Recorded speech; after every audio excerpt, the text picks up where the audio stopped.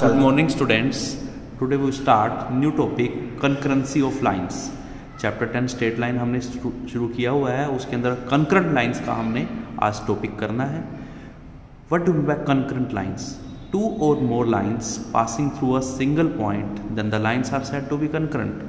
Concurrent means that let L1, L2, L3 are the three lines. They intersect at single point, then the lines are said to be concurrent.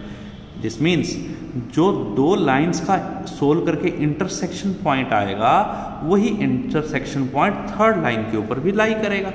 जैसे question number 20 है example, if lines 2x plus y equal to 3, 5x plus k y equal to 3 and 3x minus y equal to 2 are concurrent, then the find the value of k. This means आप किन्हीं भी दो lines को solve कीजिए. बेटे first और third को solve कर लिया मैंने बाय एलिमिनेशन मेथड, जो मेथड आपने क्लास 10th में भी किया था. एलिमिनेशन मेथड से इन दोनों लाइनों को सोल्व करके x और y की वैल्यू निकाल लो. मैंने इन दोनों इक्वेशनों को ऐड कर दिया. प्लस y से minus y cancel, 3x plus 2x 5x equal to 3 plus 2 5. x is equal to क्या आ गया 1. पुट इन इक्वेशन 1, वहाँ से हमारे पास y की वैल्यू 1 आ गई. तो दिस मीन्स इंटरसेक्शन p के कोऑर्डिनेट्स के आगे 1,1 आ गए हमारे पास p के इंटरसेक्शन के coordinates. And this p point lie on line 2. ये लाइन 2 पे लाई करेगा, तो लाइन 2 की इक्वेशन को भी क्या करेगा, सेटिस्फाई करेगा. तो this means 5x plus k y equal to 3, x की जगह 1, y की जगह 1 पुट कर दिया तो क्या बन गया, k equal to 3 minus 5, k equal to कितना आ गया हमारे पास -2.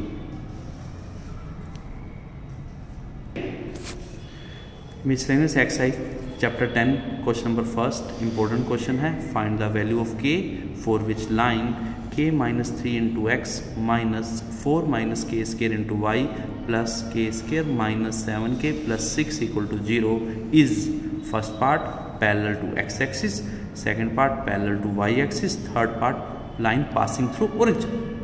बेटा line parallel to x axis, ये फॉर्मूला आपने क्लास 9 से पढ़ रहे हो.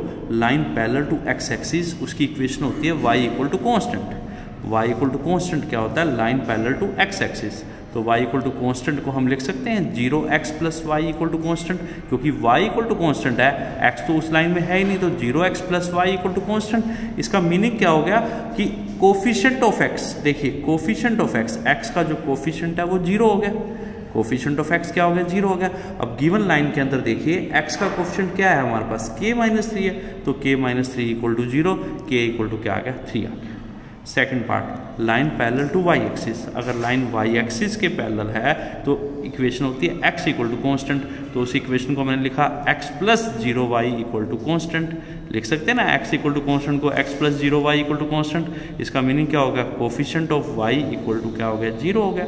अब देखिए यहाँ पर y का कोफिशिएंट क्या है, minus into 4 minus k square. This is the coefficient of y. तो क्या आ गया minus into 4 minus k square equal to 0. This means open the bracket k square minus 4 equal to 0. तो this means k square minus 4 equal to 0, k square equal to 4, k आ गया plus minus 2 which is your answer. Clear है बेटा. Third part line passing through origin. Origin का मतलब क्या है कि x भी 0 पुट कर दो और y भी 0 पुट कर दो. गिवन लाइन है k minus 3 into x minus 4 minus k square into y plus k square minus 7k plus 6 equal to 0. आपने x की जगह 0 पुट कर दिया, यहाँ भी 0 minus 0 plus k square minus 7k plus 6 equal to 0. This is a quadratic equation. अब इसको factorise कर दो बाय स्प्लिटिंग मिडिल टर्म से. 6 1 दा 6 और माइनस 6 माइनस 1 इक्वल टू क्या आ गया माइनस 7. इन दोनों में से k कॉमन, k माइनस 6, इन दोनों में से माइनस 1 कॉमन, इधर आया k minus 6. k minus 6 as a whole common आ गया, k minus 6 into k minus 1 equal to 0. तो this means k equal to 6 और k is equal to 1. This is your answer. या question number second, find value of theta and p if the equations x cos theta plus y sin theta equal to p is the normal form of the line √3x plus y plus 2 equal to 0. This is also important question. Normal equation, this means आपने ये general equation of line आपको given है, आपने इसको normal equation में convert करना है. Normal equation का आपको फॉर्मूला पता है, x cos theta plus y sin theta equal to p. ये हमारे पास क्या है, नॉर्मल फॉर्म है. वेयर p क्या होता है, perpendicular distance from the origin to the line. ठीक है। एंड थीटा क्या है हमारे पास, angle made by the perpendicular with the x axis. बताया था आपको जब नॉर्मल फॉर्म करी थी। ये देखिए ये हमारे पास क्या है, एक्स एक्सिस है, ये वाई एक्सिस है, ये एक लाइन एल है, ये लाइन ये ओरिजिन है, ओरिजिन से उस लाइन का परपेंडिकुलर डिस्टेंस हमें पी गिवन है और वो लाइन एक्स एक्सिस से थीटा के एंगल पे है, ये बताया था। अब नॉर्मल फॉर्म करने के लिए पहले कांस्टेंट को राइट साइड में ले जाओ, √3x + y = -2। अब मैंने बताया राइट साइड में p है, p हमारा डिस्टेंस है, डिस्टेंस कभी भी नेगेटिव नहीं होना चाहिए, तो ये माइनस वाली टर्म को मैं लेफ्ट में ले आया, तो दोनों के साइन क्या हो गए, चेंज।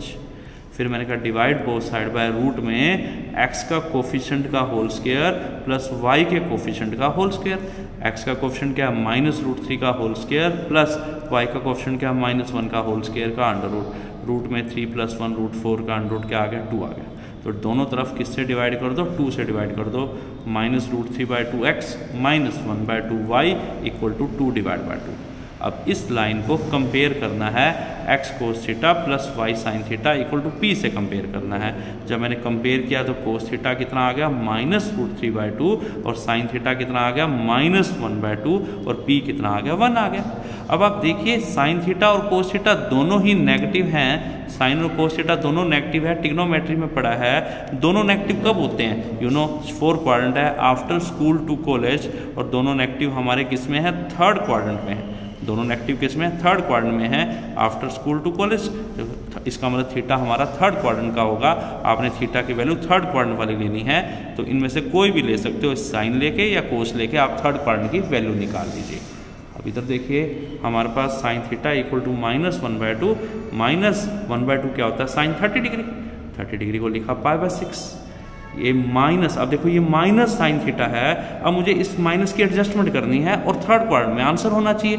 आपको ट्रिग्नोमेट्री में बताया था साइन 180 प्लस थीटा क्या होता है, माइनस साइन थीटा होता है। तो दिस मीन्स ये मेरे को माइनस साइन थीटा गिवन है, ये माइनस साइन थीटा गिवन है और मुझे इसको इसमें कन्वर्ट करना है। अगर माइनस को एडजस्ट करना है तो कैसे करेंगे, माइनस साइन थीटा को लिखेंगे साइन 180 प्लस थीटा। तो ये लिख दिया मैंने, माइनस साइन थीटा की जगह साइन 180 प्लस थीटा। तो ये कैसे होगा, माइनस साइन π/6 को लिखा साइन π प्लस π/6। एलसीएम लिया, 6π + π 7π/6, तो थीटा कितना आ गया, 7π/6। नॉर्मल फॉर्म होती है x cos theta plus y sin theta = p। p की वैल्यू आ गई 7π/6, थीटा आ गया 7π/6 और p कितना आ गया, 1। Find equation of lines which cut off intercepts on the axis whose sum and product are 1 and -6 respectively।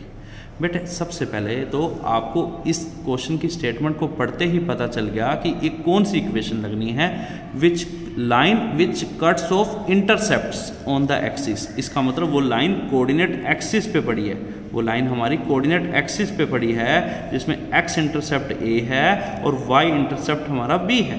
x intercept a, y intercept b। Equation of line क्या होती है, x/a + y/b = 1। क्वेश्चन में given है sum and product of intercepts are 1 and -6। तो sum of intercept means ये x intercept है, this is x intercept and this is y intercept. तो sum of intercept means a + b = 1, ये मुझे given है।